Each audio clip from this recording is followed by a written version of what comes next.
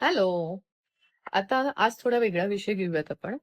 म्हणजे एखादी गर्लफ्रेंड किंवा बायको जर नवऱ्याला किंवा पार्टनरला फोन करत असेल, तर त्यांच्यामधले संवाद किंवा काय घडतं आणि काय असायला पाहिजे त्याच्यावर आपण बोलूयात. म्हणजे एखादी मुलगी असं फोन करून त्याला सांगत असेल, की "अरे माझं डोकं दुखतंय" किंवा एनी तक्रार शारीरिक तिला काही त्रास होत असेल, तर ते त्याची तक्रार असेल किंवा मानसिक त्रास पण असेल फॉर दॅट मॅटर. आणि समजा ती असं म्हणाली, की "माझं ना डोकं दुखतंय किंवा मला कळत नाही मला काहीतरी होतंय." तर समोरच्या रिएक्शन कशा-कशा असू शकतात. एक, मी काय करू? मग मी काय करणार ना त्याच्यामध्ये, काय डॉक्टर नाहीये. दुसरी, समोर गोळ्या ठेवल्यात, त्या गोळ्या घेतेस का? किंवा तू झोप, तुला बरं वाटेल, मी संध्याकाळी येतोच आहे. आता तुम्ही म्हणाल, की ह्याच्यात पुरुष मंडळी काय करणार ना? म्हणजे त्यांचं काही चुकीचं थोडी नाही. मी असं नाही म्हणत आहे, की त्यांचं चुकीचं आहे. किंवा काही वेळेला मुलांच्या अशा रिएक्शन असतात किंवा पुरुषांच्या अशा रिएक्शन असतात, "तर हिचं डोकं दुखतंय, मी काय करणार आहे? तिला माहिती आहे मी ऑफिसमध्ये आहे. मी तिथून काय जाणार आहे का घरी? पॉसिबल आहे का मला? तरी पण तिने मला का फोन केला डॉक्टरला फोन करायच्या ऐवजी?" अशा पण काही जणांच्या रिएक्शन असतात.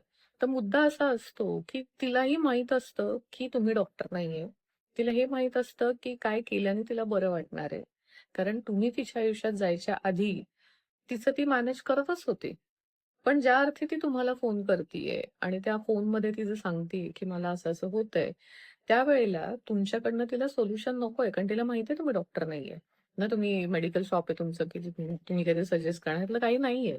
पण त्यावेळेला तिला भावनिक गरज असते. हे बरेचदा पुरुषांना कळत नाही किंवा बऱ्याच स्त्रियांनाही सांगता येत नाही, की मी कशासाठी फोन केलाय. तिला त्यावेळेला हे ऐकायचं असू शकतं, की "अरे हो, मी समजू शकतो तुला बरं नाही वाटत आहे. मी तुझ्याबरोबर असायला हवंय किंवा मी तुझ्याबरोबर असतो, तर मी ह्या काही गोष्टी तुझ्यासाठी करू शकलो असतो." अशा पद्धतीचं भावनिक काहीतरी सपोर्ट तिला हवा असतो. पण तुम्ही लोकं ना त्याच वेळेला नेमकं प्रॅक्टिकल अप्रोच ठेवता आणि सगळी सोल्युशन देत बसा ज्याची गरज नसते. आणि मग ते कन्व्हर्सेशन अशा दिशेला जातं, ती मुलगी म्हणते, "जाऊ दे, तुला काही कळतच नाही, मला काय होतंय किंवा मला काय पाहिजे तुला समजतच नाहीये." आणि तो म्हणतो, की "मलाही नाही माहिती." आणि मग ती कदाचित काही वेळेला भांडणं होतात, कारण मुलींनाही ते सांगता येत नाही, की मला काय हवं असतं त्यावेळेला. सो हा फरक आहे स्त्री आणि पुरुषांमध्ये, की जिथे मुलींचे सगळे विचार, मेजॉरिटी विचार इमोशनल अप्रोचनी असतात आणि पुरुषांचे प्रॅक्टिकल. आता याच्यामध्ये चूक आणि बरोबर असं काहीच नाहीये. फक्त आपण म्हणतो, की दोन्हीचा बॅलन्स ठेवा. जिथे प्रॅक्टिकल व्हायला पाहिजे, तिथे प्रॅक्टिकल मुलींनीही व्हावं. जिथे पुरुषांनी इमोशनल विचार करायला हवाय, तिथे पुरुषांनी इमोशनल विचार करावा आणि याचा बॅलन्स करावा. शिकून घ्यावा. जमत नसेल तर काउन्सिलिंगची मदत घ्यावी, पुस्तकांची मदत घ्यावी आणि या सगळ्या गोष्टी छानपैकी जमवून घ्याव्यात, जेणेकरून भांडणाच्या ऐवजी सुसंवाद होऊ शकतो. ठीक आहे? चलो बाय.